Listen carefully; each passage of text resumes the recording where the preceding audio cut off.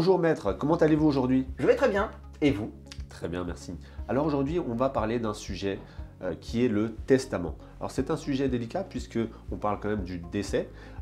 Les gens se demandent si c'est adapté à leur cas et s'ils ne sont pas trop jeunes pour se pencher sur ce sujet. Et puis ils se demandent aussi quel est son coût. Pouvez-vous nous en dire plus?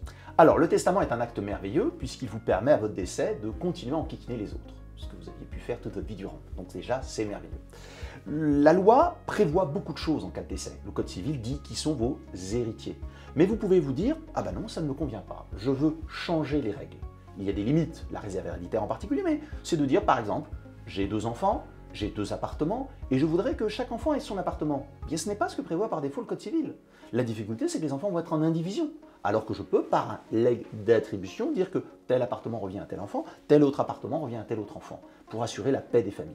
Je peux faire du sur-mesure, je peux choisir la loi applicable, je peux commencer à transmettre aux générations suivantes, et pas seulement à mes enfants, mais à mes petits-enfants, arrière-petits-enfants. Donc c'est un outil extrêmement souple et configurable qui me permet de faire ce que je souhaite.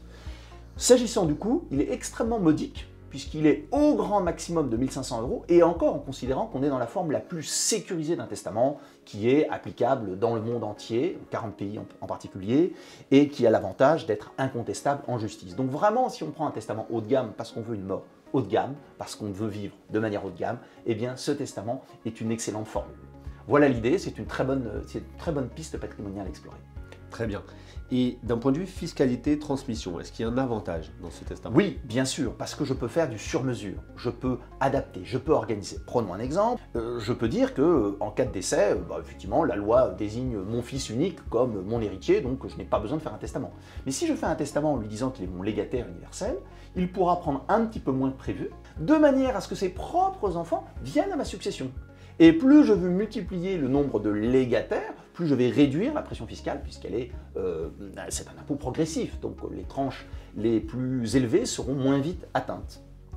À qui, en conclusion, peut s'adresser ce testament, cette rédaction de testament, et à quel âge? Eh bien, sans vous surprendre, à tous les vivants. Pour ceux qui sont déjà décédés, ce n'est plus possible. Et donc, comme on ne sait pas quand on décède, le plus tôt sera le mieux.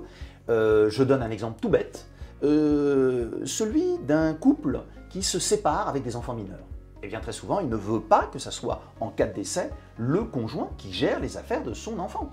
Donc il va pouvoir, par un testament, alors qu'ils sont jeunes et qu'ils sont des enfants jeunes, désigner une personne de confiance qui administrera le patrimoine de l'enfant tant qu'il sera mineur. Donc vous voyez, c'est beaucoup plus de cas qu'il n'y paraît. Très bien. Pour aller un peu plus loin sur cette question de rédaction d'un testament, j'invite tous nos clients Astoria Finance à se diriger vers leur conseiller en gestion de patrimoine Astoria, qui pourra les accompagner chez leur notaire ou chez un notaire partenaire Astoria Finance. Merci maître, à très bientôt. Merci beaucoup et à bientôt.